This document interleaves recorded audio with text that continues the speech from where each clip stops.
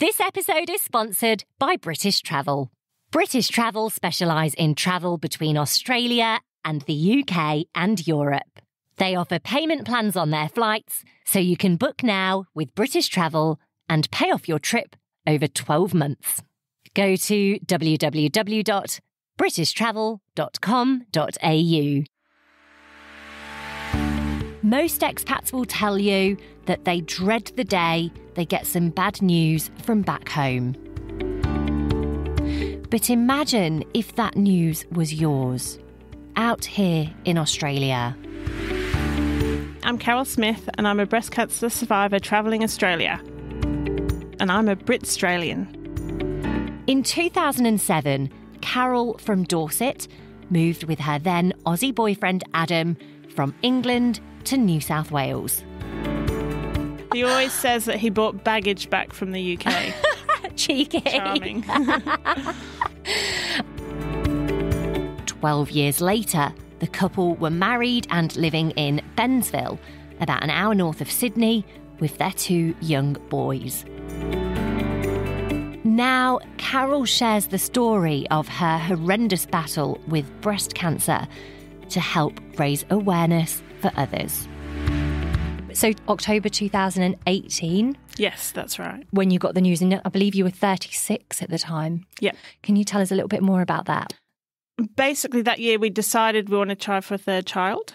And we were pregnant, but we had 2 miscarriages. Oh. And I think because of those miscarriages, I really was looking for something wrong. And I got my GP to check my breasts and she said everything was fine. I felt something in the shower. I went back to my GP and said, look, I feel a bit stupid, but I found something. And she did all the tests. She got them all done. It was cancer. And it was just basically the biggest shock. My husband obviously got very upset and I was just sat there, frozen. I just remember I was just frozen, like solid, like completely.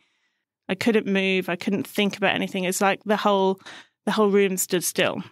I'm guessing you didn't suspect that you actually had cancer. No. Not at all. Absolutely not, no. And it's all gone now? Well, as far as you can say, basically one of the things you live with after having cancer is the fear of recurrence. So, Carol, like when you talk about what you've been through, I just really struggle to comprehend it. When you finish going through treatment of that kind, you don't really get the all clear. I mean, I did get very good results from the chemo, but you still have checkups. I had checkups every 3 months. So it's still playing on your mind every day. If you feel like a new pain in your back, your shoulder, anything like that, you do get anxious. You do get a bit paranoid. You do have to live with that for a little while. It gets better with time. I feel much more confident now. But I mean, you don't know with cancer. After treatment, you've got no guarantees that it's not going to come back. And it can be quite difficult to remain calm. And I think it's all very scary. Yeah, of course. But health-wise, you're fine now? Yeah, fine. So this year it's 5 years since diagnosis, and 5 years is kind of your benchmark. It's that one point that you want to get to. So all your cancer statistics are 5-year survival period kind of thing. So 5 years is a really good point to get to. Oh, I'm pleased. But I had probably one of the best outcomes you can have from treatment. So basically, I had chemo first, had 5 months of chemo, and then I had my double mastectomy. And when they biopsied the area where the cancer was, there was nothing left. Oh, bless you. How does that feel? Obviously, you've had a double mastectomy and you would have lost your hair because you had like quite long hair I saw in your photographs. Very long hair, yeah. Yeah. Well, losing your hair is a whole other thing. It's just so... Because, I mean, my hair was so long, I kind of felt like it was part of my identity, and everyone's hair is part of their identity. And having that taken away is very, it makes you very, very self-conscious. Mm. And as well, my son was just starting kindergarten, so he started school just as I lost my hair. So I had to go into new places and take him to school every day. And there's me with no eyebrows, well, barely no eyebrows. So I really felt strongly. The moment I was diagnosed with breast cancer, I was like, get rid of them. I don't want them. They've betrayed me. They're gone. My surgeon, literally on the day that I had my mastectomy, she popped up by the side of my bed and goes, "You sure? Sure you want them both gone? I can just take one." For my peace of mind. You don't want to go through it again. No, I could have had reconstruction as well. I could have had implants put in straight after my surgery too. I mean, I have no boobs, but I embrace it as opposed to making me self-conscious. Going through all that makes you realise that things like appearance are not important. And your hair's growing back too. The worst thing was the eyebrows. When it actually all fell out, it was only like an eyelash length, because I literally shaved my head before my third chemo, I think. So after 2 chemos, I shaved it and hadn't lost it yet. But it gets really itchy and it gets quite painful because your hair's just given up. And it was really itchy one day. So I went into the bathroom and I literally wet my hands and put my hand on my scalp and had a bit of a scratch because it was just feeling so uncomfortable. And I brought my hand away and there was thousands of eyelash length hairs just on my hand and just kept coming out. That was my birthday as well. Oh, goodness me, that would have been quite a shock. Yeah, I guess it would have been one after another. Yeah, absolutely. Whew. I mean, that's difficult enough to deal with when you've got all of your family around you. I can't imagine going through that in Australia when all my family are in the UK, and, you know, it just must have been tough for you. Well, my parents happened to be over. They were in Tasmania. They come over quite a lot. They ended up extending their trip and they stayed till Christmas. So they were meant to go home. I also obviously have Adam's family. So his mum, his sister both live in the area. So they were obviously a huge support to me as well. So I was surrounded by people despite not living in the UK, despite having moved out here. Excellent. And so many friends pitched in as well. I had a friend who set up a food train and she got my other friends to come in and bring me food, all that kind of stuff. Did you ever consider moving back to the UK whilst you were having treatment? To be honest, no. With my type of cancer, I think I was completely blown away by the treatment and how quickly they were getting onto things. I didn't want to waste any time. It was made clear to me that it was an aggressive type of cancer. Transferring a diagnosis to another country would have delayed things hugely, so it was never really an option. Yeah, that makes sense. I think, well, now that I've been in Australia so long, I've probably got more friends and family in the one area in New South Wales where I lived than I do in the UK in one area, because all my friends have dispersed, you know, and I haven't lived there for such a long time. I made it my aim, a huge effort, basically, to make friends and make a community for myself when I came to Australia. And I think if you're moving to a new country, that's what you have to do. You need your girlfriends, you need to make friends around you. And that's what I did. And when I got diagnosed with cancer, they were all there for me. Oh, that's lovely. You know, when you got your diagnosis, did you have private health cover at the time? So we did have private health, but I didn't need to use it at all, except for one time. So everything was covered through Medicare. Everything was public. I could have chosen. I know, it's absolutely incredible. And it was so quick. There's absolutely no delays or anything. They got me in as quickly as possible. Everything was done quick. I was so impressed. Do you think that Australia's healthcare system is pretty good then? When I was first diagnosed, my dad actually did a Google search about how good the healthcare system was for being treated for cancer. And Australia's definitely up there. It's really good. I've been completely impressed. And so how did your life change once you found out that you had cancer? When I was diagnosed, I was just at the point where I was just about to get a little bit of time to myself back after having kids at home for 5 years. And my 3 days that I had ended up being spent in chemo. I mean, I had to keep it as normal as I could because I had the 2 young boys. I didn't want them getting worried or anxious or anything about what was going to happen to me. So we kept it a little bit separate. At what point then did you guys decide, right, that's it, we're off, we're going to go travelling? It started off being more Adam than me. When it all finished, he was just flat. He just wanted to get out and live, basically. So he suggested it to me and I was like, no. I was like, no way. I've literally just got my life back. I just want to get on with normal life. Just give me, a little bit of time to have a normal life. But I think when you go through something like that, you realise that you're not going to be the exact same person that you were before. Yes. And you won't fit back exactly where you were before, I think. So traveling and having some quality time with the family was just the best thing that we could have done at that point. Yeah, it would have taken your mind off of things, I guess, as well. Like completely new experience, something new every day. Yeah, absolutely. Traveling was the best thing for me. It's such a distraction. I would recommend it to anyone. So your life obviously changed quite drastically. You would have had a home, and did you have a job at the time? I wasn't working because I took time off for kids. So I hadn't been working for 5 or 6 years. I don't want to sell the house because I loved my house so much. We'd had it for 10 years and we'd renovated it and we'd designed it. Oh. And Adam's dad had helped us build it. So it was such a gorgeous place and I loved it. But you sold your house. Yeah, we sold our house. Is that what's funding your trip now? That is, yeah. So what are you doing? Are you just going like, we want to see that, we're off, we're going to go there? Or do you have it more planned in advance? Well, the route was originally to do the full lap clockwise. But obviously... Wow, that is a big drive. It is, yeah. It is. So we were meant to do it all clockwise, but then we just have no future plans. And I don't know whether that's a side effect of having cancer. We're just going with the flow. And everywhere we stop, Adam's like, ooh, we could live here. We want to at least do what resembles a lap, so visit all the places we want to visit before we stop travelling for a little bit. But there's so many families out there who are literally lappers. Their lifestyle is travelling constantly. They've gone around 3 or 4 times. Yeah.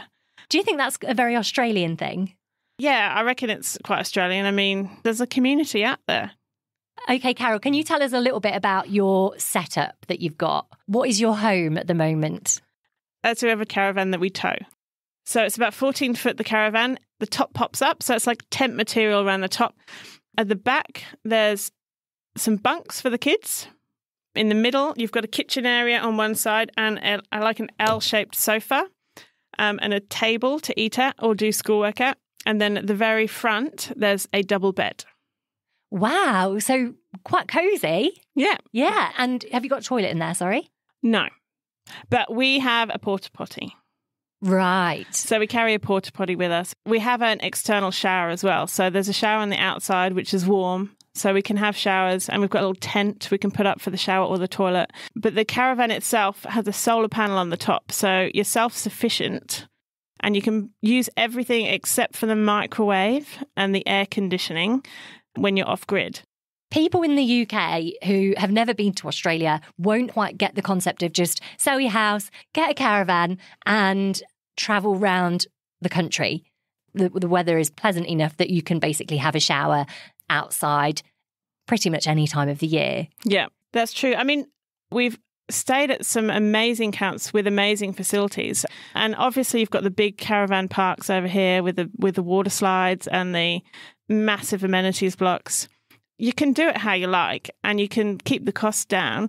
But some of the most amazing campsites we've stayed on are just the national parks where you drive onto the beach. You just put your van on the beach and you stay there for 3 or 4 days and just chill.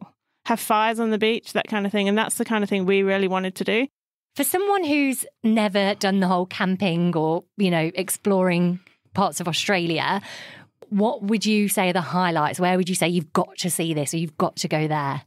There's a lot of obvious places like Cairns and the Barrier Reef. On the reef, they have these pontoons and you take your boat out to the pontoon. You spend all day on the pontoon. You can just jump in and out of the water and you can have the snorkels. They provide you lunch and you've got the whole day snorkeling on the reef. It's fantastic. What are you doing about the boys' schooling?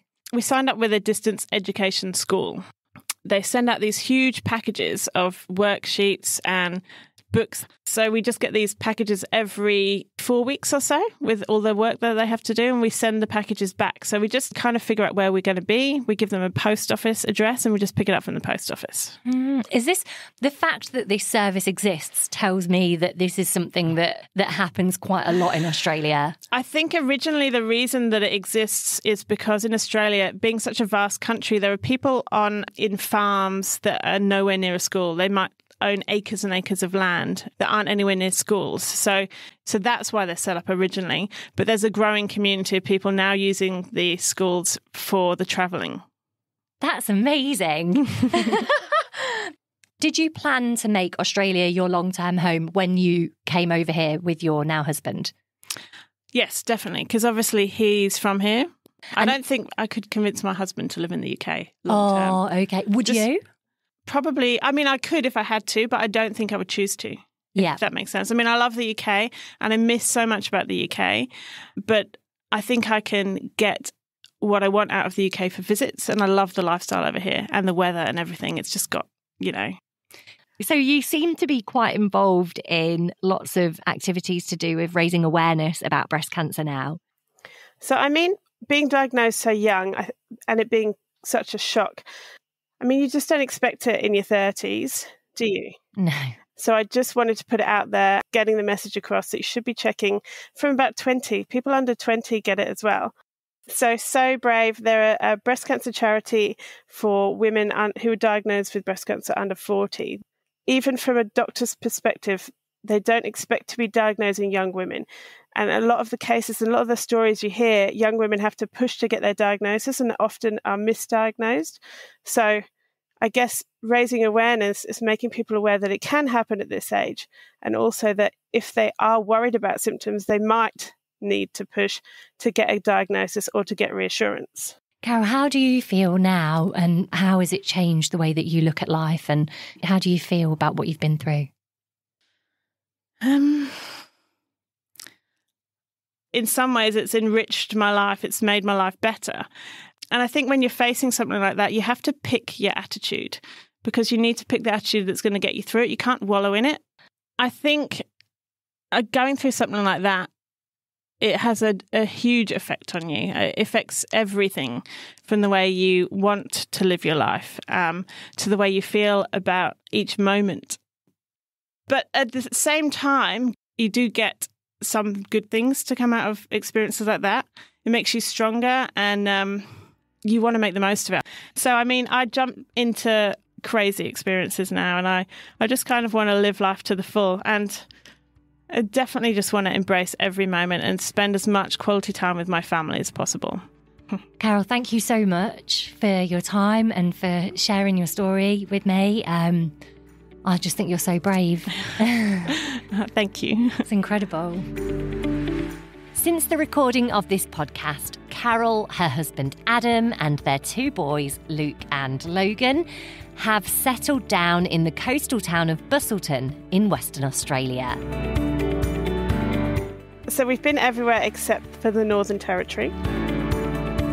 Are you keeping your caravan then? Yes. It's parked on our driveway, ready to go. To find out what Carol's next adventure brings, you can follow her on social media. All the links are in the description wherever you're listening to this podcast and on the BRITstralian website.